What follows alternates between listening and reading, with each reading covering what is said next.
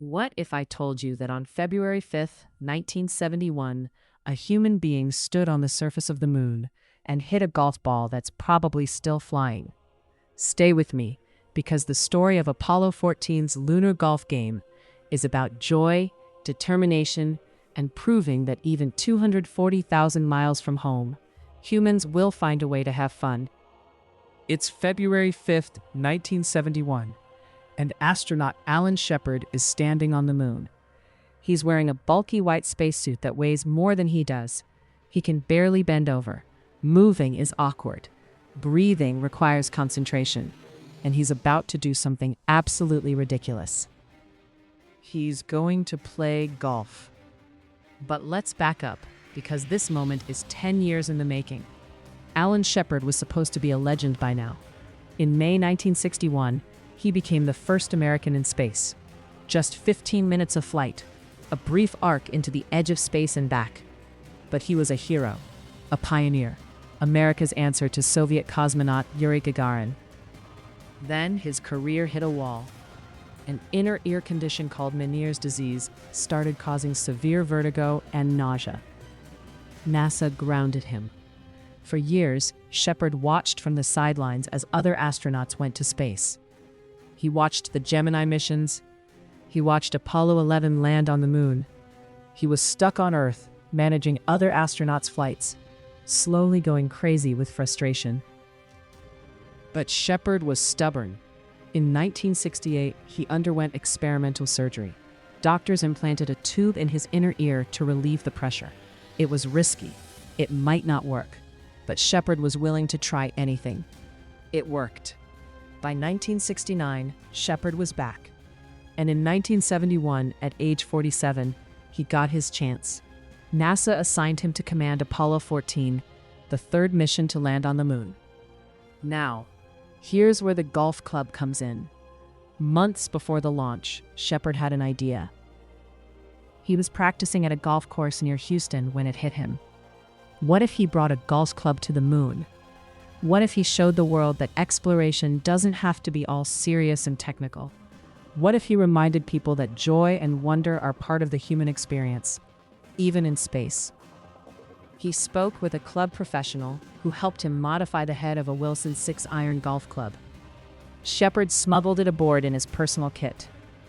NASA didn't officially approve it, but they didn't exactly say no either. He also brought 2 golf balls. The plan was simple.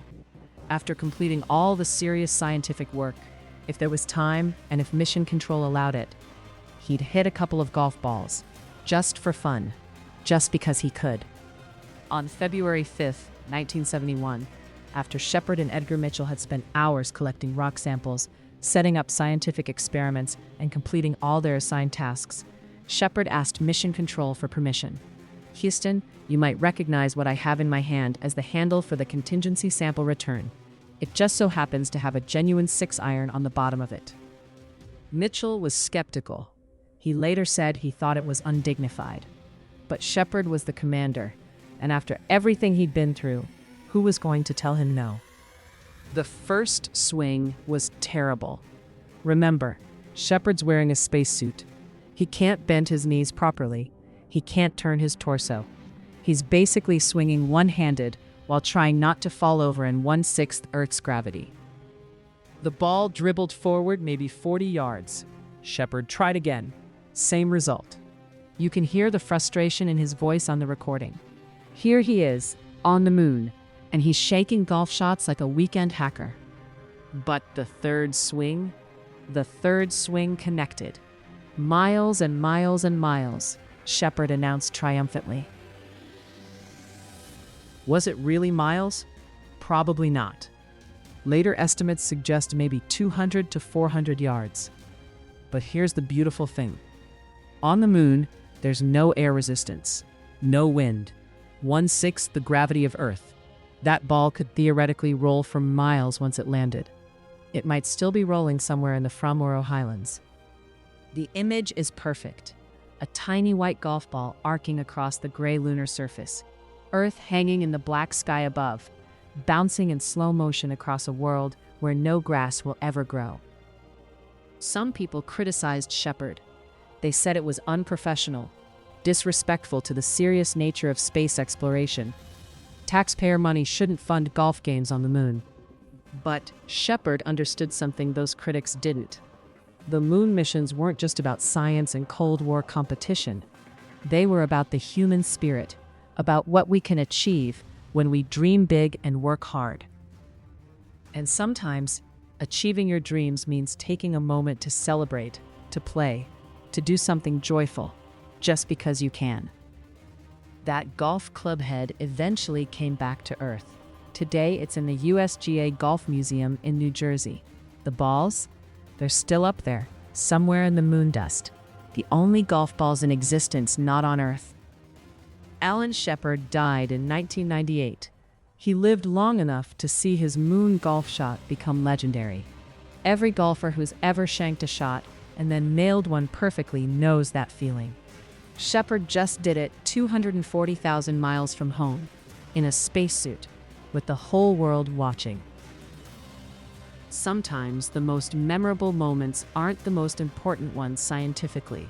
Sometimes they're the moments when someone reminds us that being human means finding joy wherever you are. Thanks for joining us at History Sparks today.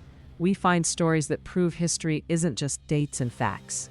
It's people being gloriously, wonderfully human.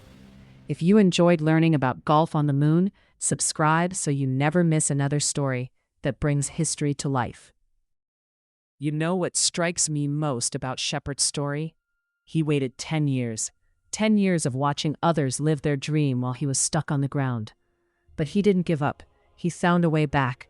And when he finally got his chance, he didn't just complete the mission.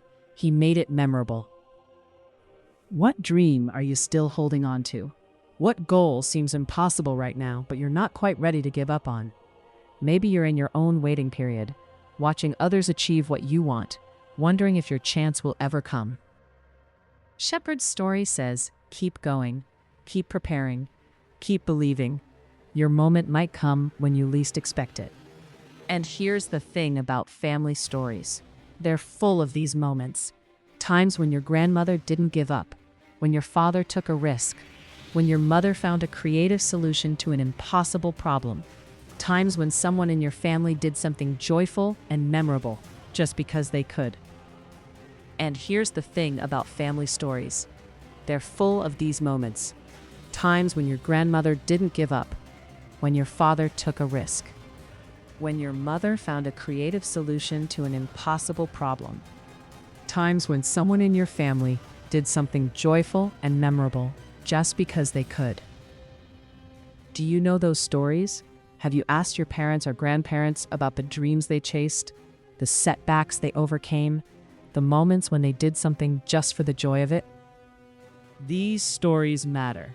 They're your family's legacy. They're the proof that persistence pays off, that joy matters, that even in the hardest times, humans find ways to celebrate. I'm creating a free guide for History Sparks subscribers.